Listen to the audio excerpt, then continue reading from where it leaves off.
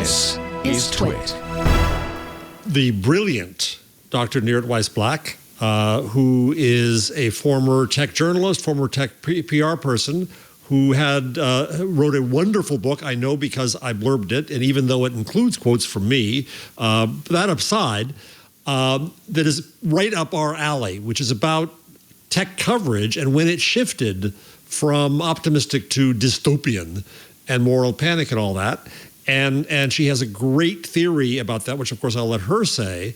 But Nirit was a researcher at USC. Get it right. Yeah, she got it right. Get it right. She's a Trojan. And her book is coming out March 24, and the book title is... The TechLash and Tech Crisis Communication. And thank you, Nirit. Welcome to the show. It's nice to have you. Glad to be here. Thank you for having me. So I want to break down your thesis here by starting first with what is the TechLash? What's going on? Like the definition? Yeah, I mean, what are we talking about here? The TechLash. Yeah. So the TechLash is a summary of the past few years where we have this really strong and widespread negative reaction to the growing power and influence of big tech, specifically the large companies here in Silicon Valley. And, we have specific sectors that are more backlash, like social media, and companies that are more backlash, like Facebook, as you can guess. But it's basically been much more critical to the tech industry than before. And you specifically focus on tech journalism and the way tech journalists have been covering technology, which I'm very interested in. I've been a tech journalist now for several decades. I don't actually, Stacy says I'm not a journalist, right? I'm a tech pundit. Wait a minute. Easy. Oh, a long time. Well, it starts, okay, you really want to know? Since the 70s. Yeah. So I started writing for Byte Magazine and InfoWorld, and it was downhill from then. Before or after the Apple II? After the Apple II, I started writing for Atari magazines, believe it or not, in the 70s. Huh. And my first piece in Byte was in the 1984 Macintosh release issue. I reviewed some Macintosh software. Oh, wow. And then for InfoWorld, I think I was also doing Mac software at the time, writing about Mac software at the time. So now I feel Grandpa bad Leo. that I didn't interview you. No, you don't need to ask me. I'm just curious. So you did interview a lot of people, including, for some reason, Jeff Jarvis. For all the best reasons. All the best reasons. So what was your conclusion? What has tech journalism changed? You call it the evolution of tech journalism. How has it changed? It changed a lot. So the book, and you're going to love this chapter, pre-TechLash era, it's how I called it. That's me. Prehistory. You might as well just say ancient times. Okay. So it's actually starting from the 80s till now to show the difference in the power relations between the tech giants and the media, and the PR practices and how tech journalists used to work. And also, of course, the state of mind that was more utopian than dystopian. And then in the TechLash, which you asked about, is the roots of the change and the characteristics of the coverage. Yeah, we actually talk about that a lot on this show because I was certainly a tech utopian. I was not. I took great pride and pains not to be a flack for the tech companies. Yeah, you were never a fanboy. No, I always consider myself representing the user, and often that was in the face of complete mistreatment by the tech industry. But at the same time, and I think you were kind of the same way too, Jeff. I was pretty optimistic. You might still be about, especially the internet. I still am, but the difference is I think I confess the problem with the optimism is that it left us vulnerable to the manipulation. Yeah, you're probably right. And of course, I paired up initially with John C. Dvorak, whose whole shtick was tech cynicism. Yeah, like cranky. This will never work. That's not. In fact, he got a lot of heat very famously when the Macintosh came out for saying nobody needs a mouse. What's that up? That's stupid. But what I'd learned, but working with John, is generally he was right. About 80% of the time, any new innovation really was stupid. in the long run. so I learned to temper my wide-eyed, I guess Pollyanna-ish look at technology with this. Right. So there was a shift in what's cynicism. Yeah. What's fascinating about Nirit's research is that she pegs, and I'll let her talk about this, but she pegs a moment when it changed. Oh. That's what fascinated me. I didn't really get that there was a moment. Over to you, Nirit. When did the honeymoon end? November 2016. Do you have a date? Wow. November? What happened? Really? Wow. November 2016? I'll have to check my calendar. What happened in November 2016? Donald Trump became the president. Oh, okay. So the election really did shift there. The election of Trump in November of 2016. How would that affect our coverage of as tech press of technology? So first, let's say the technology became much more politicized, but we put that aside. The tech people, whether they were journalists or workers in the companies, they were all in the state of reckoning with their influence and asking, how did we get here? And then everybody started to blame the tech platforms for the widespread of misinformation, things like that. And then it all became more critical. You did content analysis, right? You did analysis of the actual coverage. So I want to share something with you, Nirit. And if you had interviewed me for this book, I would have shared this with you. I wrote this and sent this as a memo to our staff. The memo is called TWiT After the Election. Oh, I never knew this. Yeah. I don't think I sent it to you. I think I sent it to our on-air hosts and so forth. And in other words, I said, I've been spending a lot of time talking with family, coworkers, friends, and fans about last Tuesday's election and how it might affect what we do and say at TWiT. I'm curious, Nirit, if this is consonant with your theory. In other words, what is our responsibility as broadcasters at this time? So I reiterated our mission statement. TWiT exists to serve and engage a global community of tech enthusiasts by giving them the information they need to use tech to make their lives better. I say we have a global, smart, and diverse audience. Some in our community are thrilled with the results of the election. Many are not. I don't think we serve anyone by complaining about how it turned out or looking for fault or blame. So I didn't want us to say, oh, it's the fault of big tech for the result. Politics per se is not our beat and not why our community comes to us. I suggest we try to stick to tech as much as possible. Then a lot of this was, how do we incorporate our political feelings and beliefs into what we talk about as tech journalists?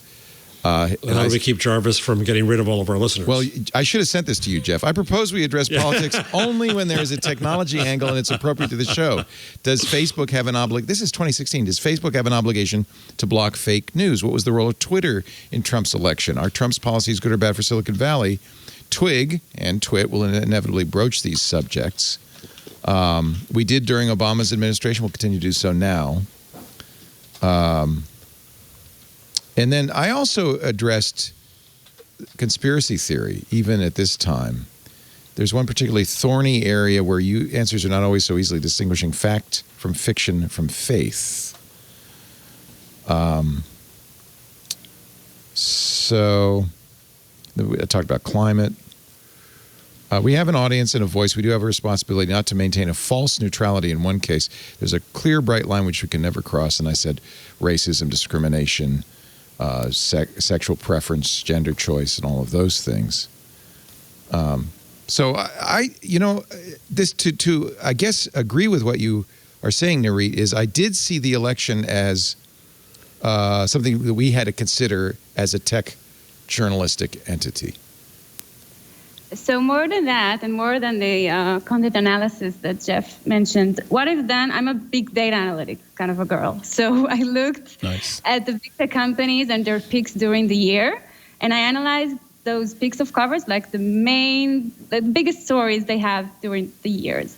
And in what I call pre-TechLash, most of them were innovation journalism or product journalism. Right. And by that I mean product launches, either software or hardware. We did a lot of that. Yep. And a lot of business reporting. So of course, all the IPOs and M&As and things like that. So that was the normal big headlines in the tech news.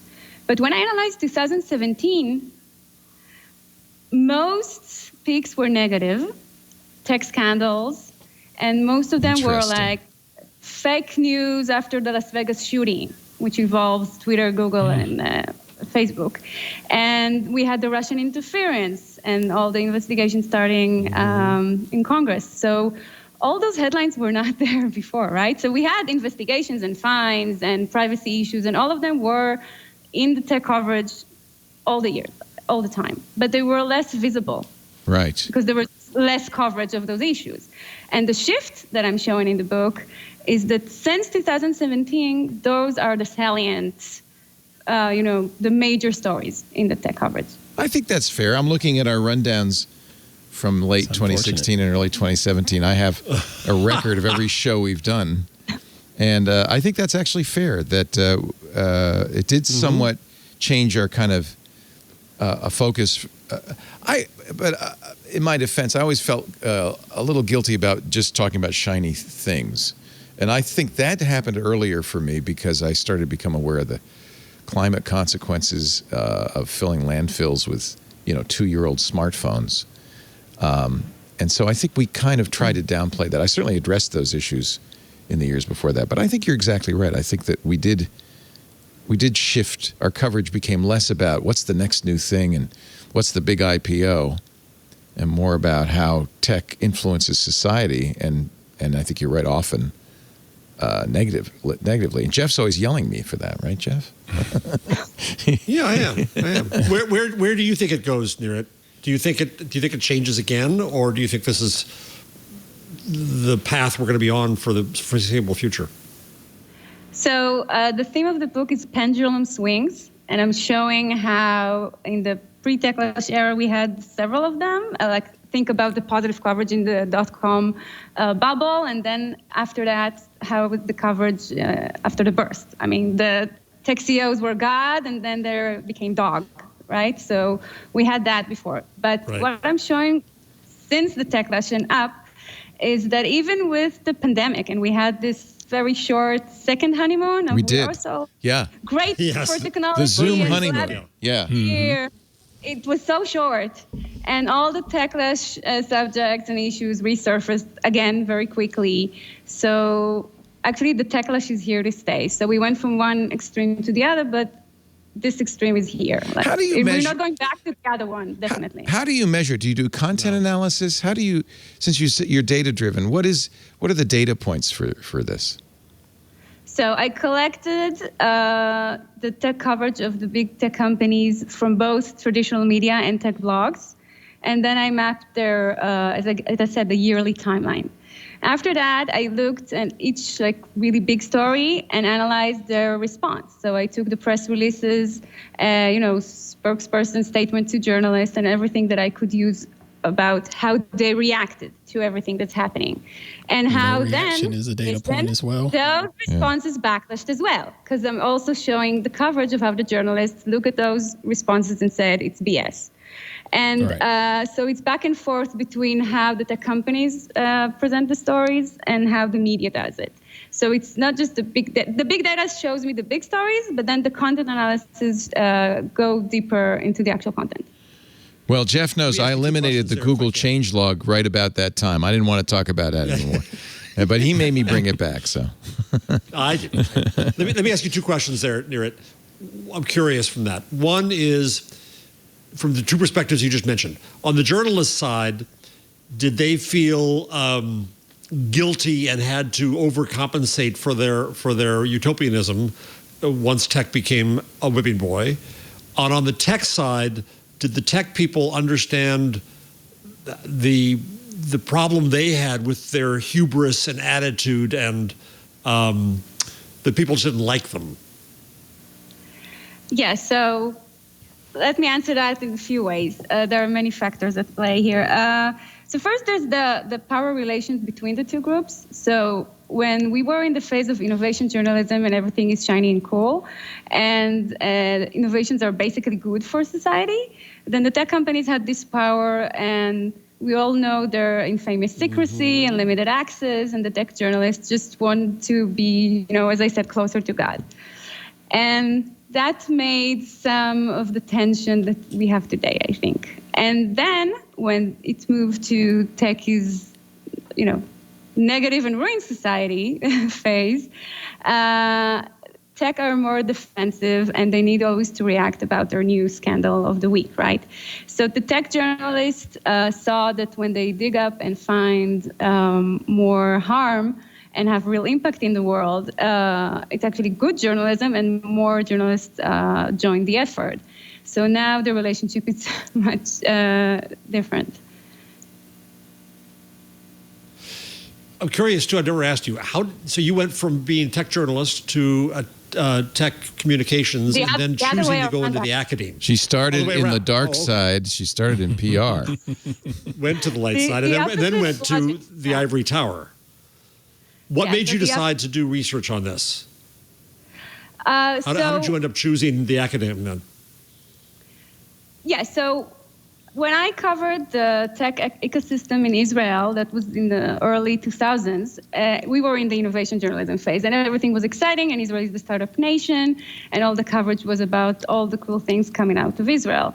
And right about that time, I finished my MA in communication and political science, and when I looked for academic studies about, my occupation, my passion, tech journalism, I found this depressing void of almost nothing about this field. And I was like, why is nobody focusing on the tech media agenda and the interplay there between all the forces? So basically I decided to do it myself. And that resulted with my PhD in communication, researching the tech media.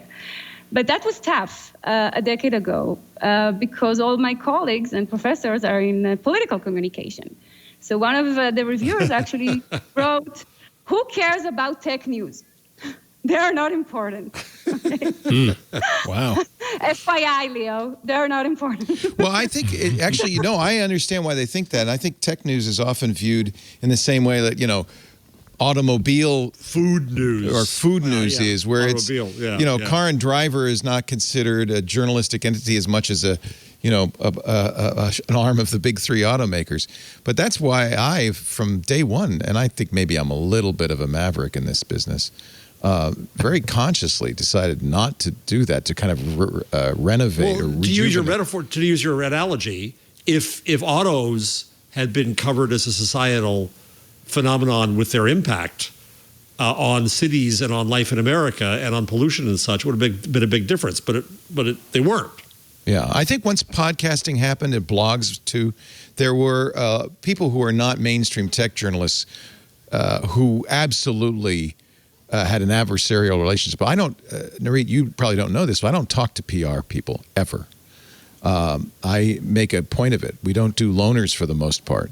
And sometimes we have to, but I really endeavor to keep us at arm's length from the tech companies and from public relations firms. I have a strong antipathy towards them.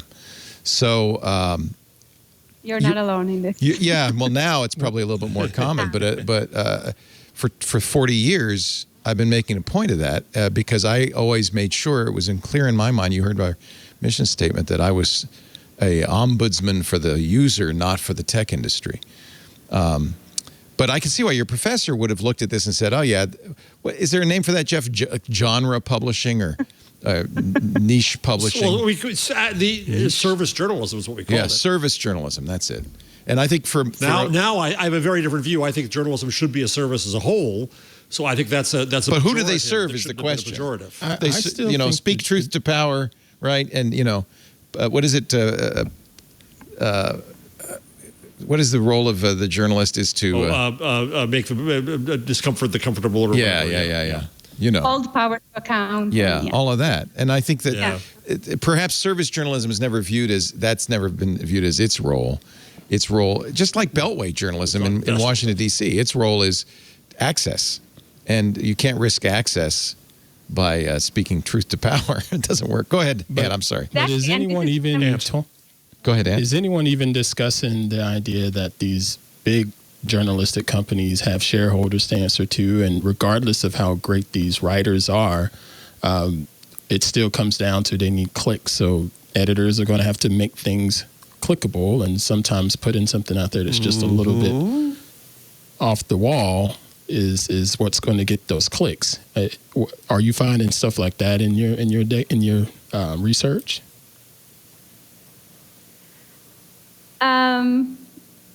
Well, I think you're touching tech journalists blame the tech platforms for their change in business models and how they do things, and some blame the media for going to all these click bites due to technology. But that's not actually, I think, a huge part of the story, if you ask me. Mm-hmm. So maybe Jeff wants to elaborate.